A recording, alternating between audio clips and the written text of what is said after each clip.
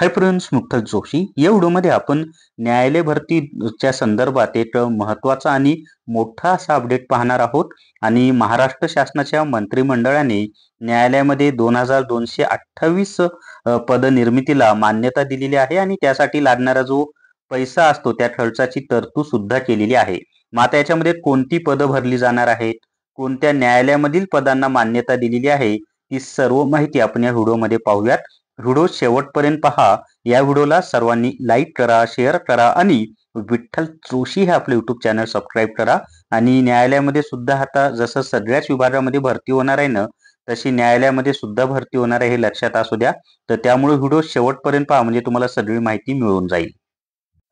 जर तुम्हाला न्यायालय भरती ई बुक विकत घ्यायचा असेल तर प्ले स्टोअरवरून विठ्ठल जोशी ॲप डाउनलोड करा आणि न्यायालय भरती ई बुक विकत घ्या. फक्त 200 प्लस GST च्या कमी फी मध्ये हे ई बुक तुम्हाला मिळतंय. आता ही जी माहिती आहे ना, ही मी कुठून दिलेली आहे तर महाराष्ट्र शासनानं जी अधिकृत माहिती प्रसिद्ध केलेली आहे त्याच्या आधारेच माहिती देत आहे की 14 ऑक्टोबर 2025 ला महाराष्ट्र शासनाच्या मंत्रिमंडळाने जे काही निर्णय घेतलेत, म्हणजे कॅबिनेट बैठकीमध्ये जे काही निर्णय घेतले, ज्या ज्या गोष्टींना मान्यता दिलेली आहे त्याची माहिती महाराष्ट्र शासनानंच स्वतः दिलेली आहे. तर त्याच्यामध्ये महाराष्ट्र बांबू उद्योग धोरण 2025 जाहीर झालेला आहे.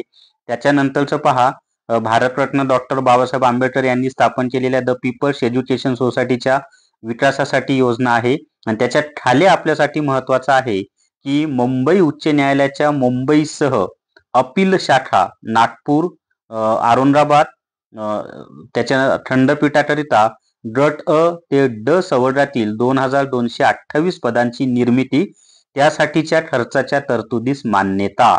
याचा अर्थ काय माहिती आहे का, की आपलं जे मुंबई उच्च न्यायालय आहे त्या मुंबई उच्च न्यायालयाचं मुंबईचं मुख्य उच्च न्यायालय आणि त्याचे जे दोन खंडपीठ आहेत, एक आहे नागपूरला आणि दुसरं आहे छत्रपती संभाजी महाराज नगर.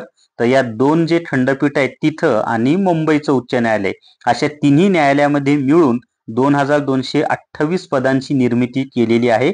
आणि त्यासाठी खर्चाची तरतुदीस सुद्धा मान्यता दिलेली आहे, म्हणजे पैसे सुद्धा त्यासाठी महाराष्ट्र शासन देणार आहे. बरं, याच्यामध्ये कोणती पदं आहेत, त्याच्यामध्ये गट अ पासून ते गट ड पर्यंतची पदं आहेत. मग त्याच्यामध्ये लिपिक आलं, शिपाई आहे, ड्रायव्हर आहे, बरेचसे म्हणजे स्टेनोचे पद आहेत. गट अ पासून गट ड पर्यंत सगळी पदं, म्हणजे न्यायालयामध्ये सगळ्या स्तरावरची जी पदं भरली जातात त्या सगळी पदं मिळून 2228 आहेत. आणि ही फक्त उच्च न्यायालयातील पदं आहेत. जिल्हा न्यायालयातील 5,500च्या मला वाटतं 5,500 काहीतरी पदनिर्मितीचा GR ऑलरेडी निघालेलाच आहे 7-8 महिन्यापूर्वीच. त्याला तर आधीच त्यांनी मान्यता दिलेली आहे. आणि ही फक्त उच्च न्यायालयातील पद आहेत 2228 यांच्या निर्मितीला मान्यता दिलेली आहे आणि खर्चाची सुद्धा तरतूद या ठिकाणी केलेली आहे. तर जाहिरात लगेच येणार नाही, मी तुम्हाला हे पण सांगतो. जाहिरात अजून 4-5 महिने म्हणजे 2026 मध्येच येईल. जाहिराती लगेच येणार नाहीत, पण सुरुवात झालेली आहे, म्हणजे जाहिराती येणार आहेत हे मात्र नक्की आहे. तर या व्हिडिओमध्ये एवढीच माहिती. या व्हिडिओला सर्वांनी लाईक करा, शेअर करा आणि विठ्ठल जोशी जे आपले युट्यूब चॅनल आहे ते सबस्क्राईब करा. Thank you very much.